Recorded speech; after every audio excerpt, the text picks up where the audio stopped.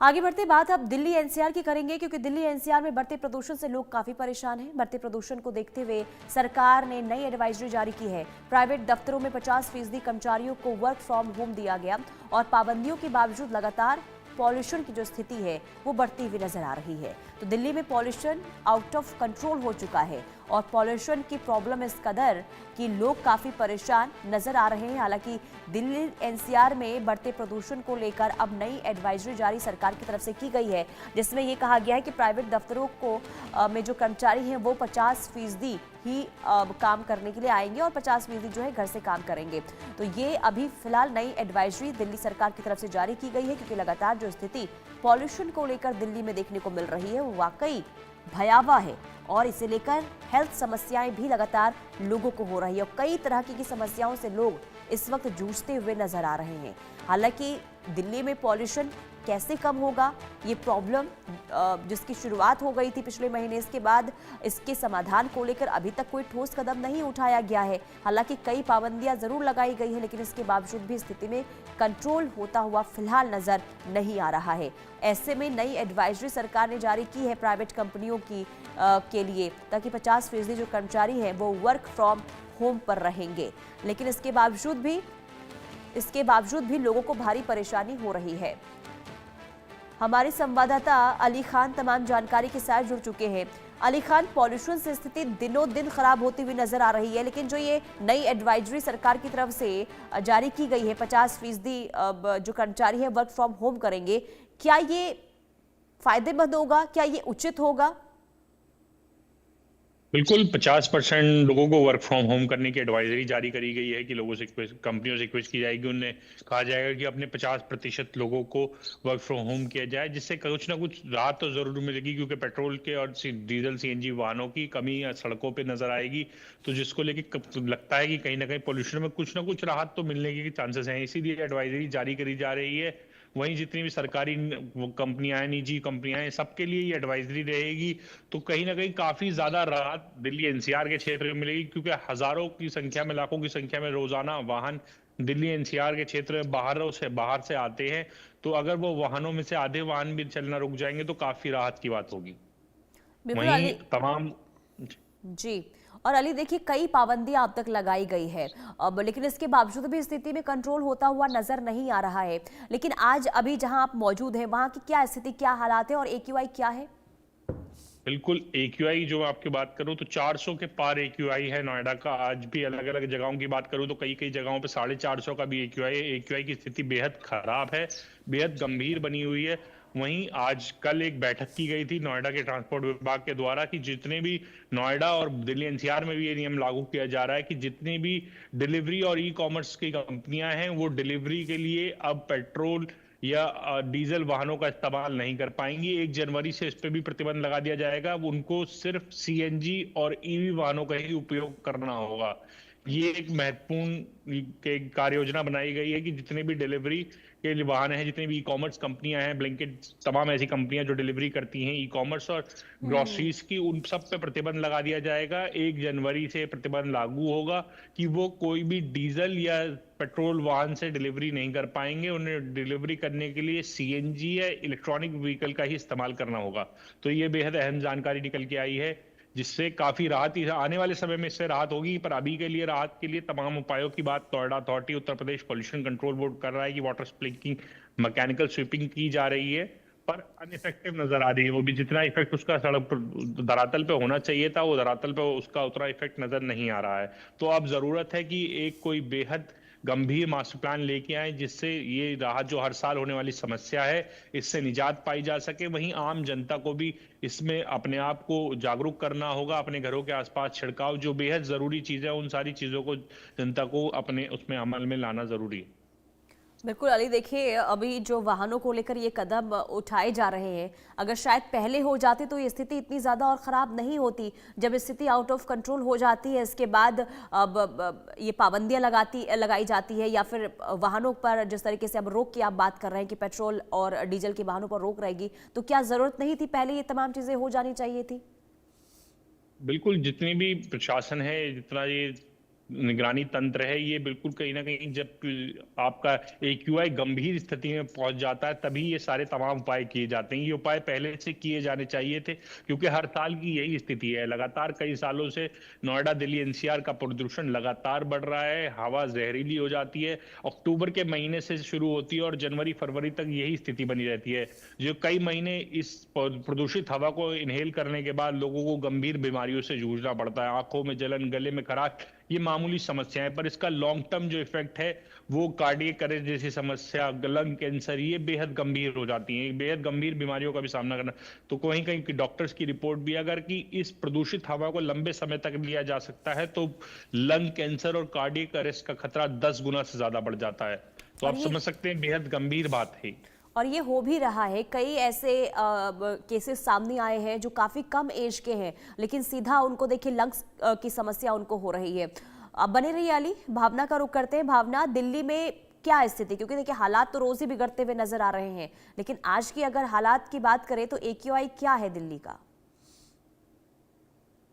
तो दिल्ली का एक्यूआई जो है लगातार 400 के पार बना हुआ है। तमाम ऐसे हॉटस्पॉट हैं जहां पर एक्यूआई लेवल आज जो है 450 के पार दर्ज किया जा रहा है। यानी कि कहा जा सकता है कि दिल्ली की आबो हवा जो है वो बेहद ही खराब श्रेणी में पहुंच चुकी है। वहीं तमाम प्रतिबंध जो है लगाए गए हैं। अगर पर्यावरण मंत्री की बात की जाए तो मरजीवन सिंह सिरसा जी ने साफ तौर पर यह कहा है कि जो ऑफिस हैं वो 50% की क्षमता से जो है अब काम करेंगे, क्योंकि दिल्ली की बिगड़ती आबो हवा कहीं ना कहीं लोगों की सेहत के ऊपर भी असर डाल रही है। तो ऑफिस की जो कैपेसिटी है वो 50% कर दी गई है। वहीं मैं आपको बता दूं कि ऑफिस के टाइम्स में भी चेंज किया गया है, क्योंकि देखा जाता है पीक आवर्स पर वाहनों की आवाजाही बहुत ज्यादा होती है, जो कि एक बड़ा कारण होता है प्रदूषण के बढ़ने का। तो उसको लेकर जो है ऑफिस के टाइम्स में भी चेंज किया गया है। जहां एमसीडी के ऑफिस सुबह 8:30 बजे से 5 बजे तक चलेंगे, वहीं प्राइवेट ऑफिस जो है 10 बजे से शाम 6:30 बजे तक चलेंगे। कहा जा सकता है कि लगातार अब बढ़ते आबो हवा को लेकर जो है सरकार भी सख्त कदम अपनाती हुए नजर आ रही है। वहीं पर्यावरण मंत्री ने बताया कि जिस तरीके से ग्रैब के नियमों को लागू किया गया है, वहीं मैं आपको बता दूं कि ग्रैब के नियमों में भी एक बड़ा बदलाव जो है वो किया गया है। साफ तौर पर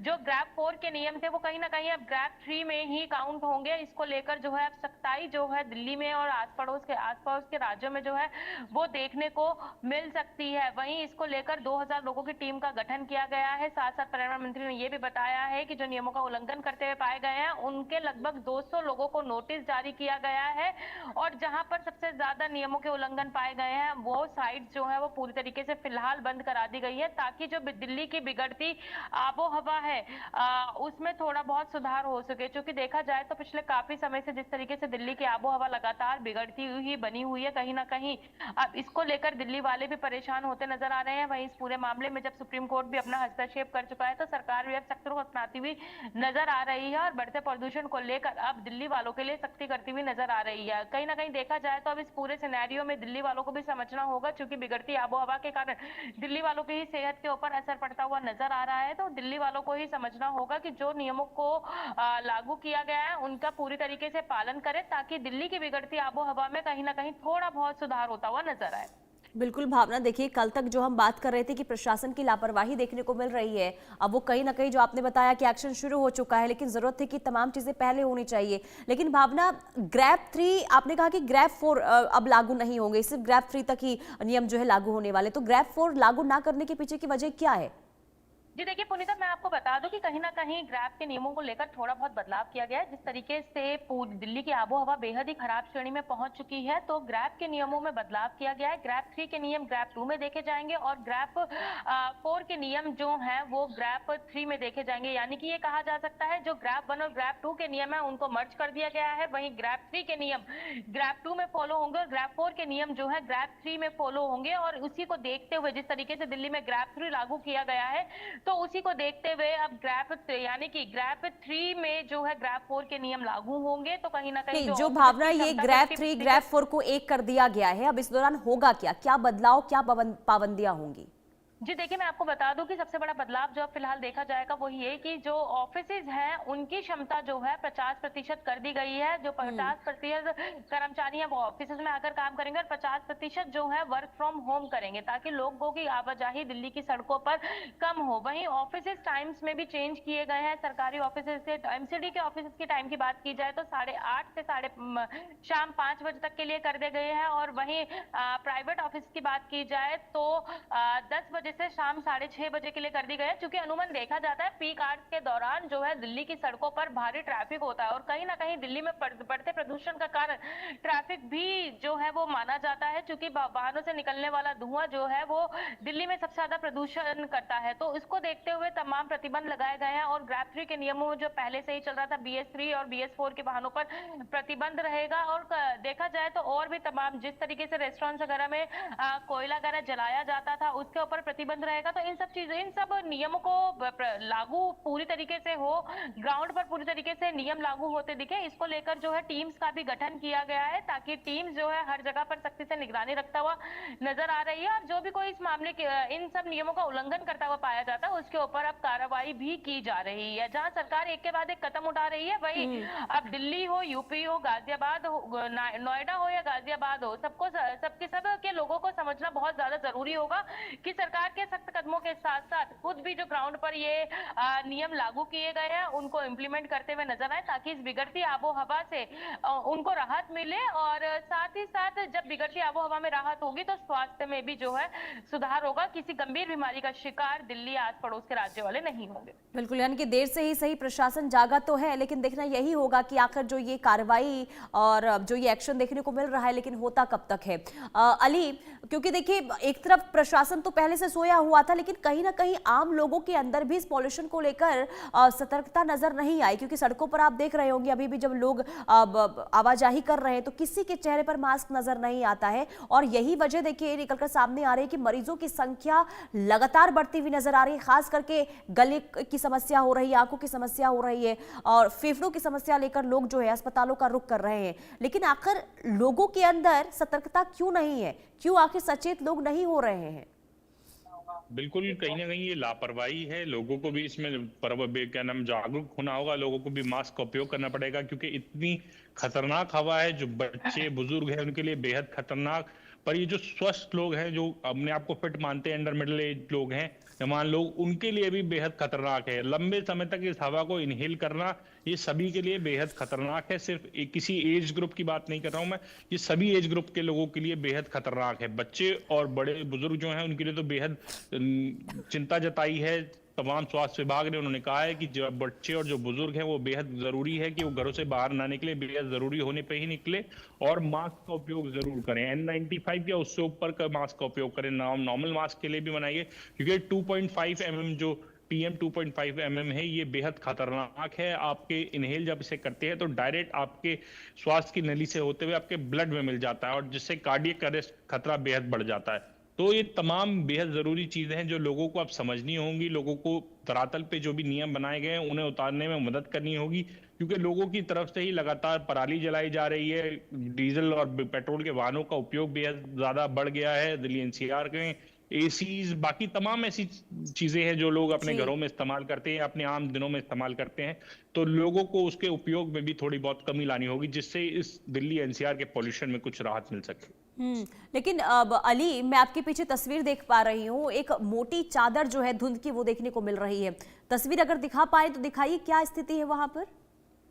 बिल्कुल, मैं आपको स्थिति दिखाना चाहूंगा। मैदानी स्थिति है, आप देख सकते हैं कि बेहद मोटी चादर नजर आ रही होगी आपको। बिल्कुल आसमान कहीं ना कहीं विजिबिलिटी बिल्कुल लो है, कुछ भी नजर नहीं आ रहा है, पीछे बिल्कुल धुंध ही धुंध नजर आ रही है। एक बेहद गंभीर चादर आप देख पा रहे होंगे कि आसमान में विजिबिलिटी 0 है, या आसमान में कुछ भी विजिबल नहीं हो रहा है, बिल्कुल सिर्फ धुंध की एक मोटी चादर नजर आ रही है। और बिल्कुल यही सोचिए अली कि जी, और यही अगर शरीर में जाएगा तो किस तरीके से लोगों की सेहत को नुकसान पहुंचाएगा, ये इस वक्त लोगों को समझना बहुत जरूरी होगा। लेकिन भावना, क्योंकि देखिए अब प्रशासन लगातार कार्रवाई तो जरूर कर रहा है, टीमों का गठन भी हो गया है। सुप्रीम कोर्ट ने एक और चीज कही थी, ये कहा गया था सुप्रीम कोर्ट की तरफ से कि आखिर कब तक, और हर साल जो ये समस्या निकलकर सामने आ रही है इसका कोई ठोस समाधान क्यों नहीं होता, ताकि हर साल की जो समस्या है उससे निजात मिल पाए, तो क्या इस ओर भी कदम सरकार की तरफ से उठाए जा रहे हैं ताकि हर साल की समस्या जिसे पूरी तरीके से खत्म कर दिया जाए? बिल्कुल, आपको बता दूं कि ऐसे कदम उठाने के लिए अब सरकार आगे आई है। जैसे मैंने आपको बताया कि जितने भी डिलीवरी व्हीकल्स हैं, डिलीवरी करने वाली कंपनियां हैं, ई कॉमर्स कंपनियां हैं, उनके तमाम ऐसे वाहनों को, डीजल पेट्रोल वाहनों को 1 जनवरी से प्रतिबंधित कर दिया जाएगा। तो ये जो रेगुलर यूसेज है, काफी डिलीवरी के वाहनों को बहुत ज्यादा रेगुलर यूसेज रहता है, तो कहीं ना कहीं अगर ये यूसेज कम होगा तो कहीं ना कहीं पोल्यूशन से राहत मिलेगी, जो आने वाले समय में अगले साल के लिए कुछ ना कुछ राहत भरी खबर होंगी। तो ऐसे ही ये 50% अगर जो वर्क फ्रॉम होम स्पेसेस किए गए हैं, अगर अक्टूबर के महीने से इन्हें पहले से लागू कर दिया जाए तो भी राहत हो जाएगी। क्योंकि जैसे जैसे प्रदूषण बढ़ता है, हम ग्रैब के नियम लागू होने के बाद सख्ताई करते हैं, जबकि ये सख्ताई पहले से ही हो जानी चाहिए जिससे लोगों को राहत मिले। लेकिन ये तो पाबंदियां जो है अली, ये हम हर साल देखते हैं। पॉल्यूशन की स्थिति जैसे जैसे खराब होती है पाबंदियां लगा दी जाती है, लेकिन हर साल तो वही स्थिति देखने को मिलती है ना। लेकिन सरकार की तरफ से ऐसा क्या ठोस कदम, क्योंकि सुप्रीम कोर्ट ने भी यही सवाल पूछा था कि जहां जहां स्थिति खराब है, और ये सिर्फ दिल्ली की बात नहीं है बल्कि हर एक राज्य में इस वक्त पॉल्यूशन की स्थिति जो है बहुत खराब है, खास करके जो दिल्ली से सटे हुए राज्य हैं, तो उन राज्यों में क्या कदम अभी उठाए जा रहे हैं? और सबसे ज्यादा मुख्य वजह क्या सामने आ रही है बढ़ते पॉल्यूशन को लेकर? क्या इसे लेकर भी जांच हो रही है अली? बिल्कुल, तमाम अपने स्तर पे प्रशासन और शासन अलग अलग जांचें कर रहा है कि प्रदूषण की बढ़ने की मुख्य कारण क्या है। तो मुख्य कारण जो इसमें निकल के आया है वो सबसे ज्यादा आपको मैं बता दूं, पराली 16% है। पराली के लिए जो सारी जिम्मेदारी हम लोग पराली पे डाल देते हैं। पराली जो पॉल्यूशन में पराली का जो अपना योगदान है वो 16% के आसपास का योगदान है। जो सबसे बड़ा योगदान है वो पेट्रोल डीजल वाहनों का है, क्योंकि दिल्ली एनसीआर में लाखों वाहन रोजाना आते हैं और रोजाना प्रवेश करते हैं और रोजाना वापस जाते हैं। तो दिल्ली एनसीआर में वाहनों की संख्या बेहद ज्यादा गंभीर है, ट्रैफिक व्यवस्था बहुत ज्यादा खराब है, जिसके चलते जाम जैसी स्थिति होती है और रोजाना जाम लगने से कई लाख सड़कों पे फूंक दिया जाता है, तो जिसकी वजह से पोल्यूशन काफी बेहद ज्यादा बढ़ जाता है। तो ये सबसे बड़ी अहम वजह मानी जा रही है। पोल्यूशन में अपना योगदान सबसे ज्यादा जो है पोल्यूशन बढ़ाने में, ठीक है, अब देख रहे यही होगा अली, जो पाबंदियां लगाई गई है, जो वजह आप पॉल्यूशन की बता रहे हैं, अब इन पर ही पाबंदियां लगाई गई है। अब पाबंदियां लगाई गई, इसके बाद क्या हालात सुधरते हैं या फिर हर साल की तरह स्थिति ऐसी ही बनी रहती है?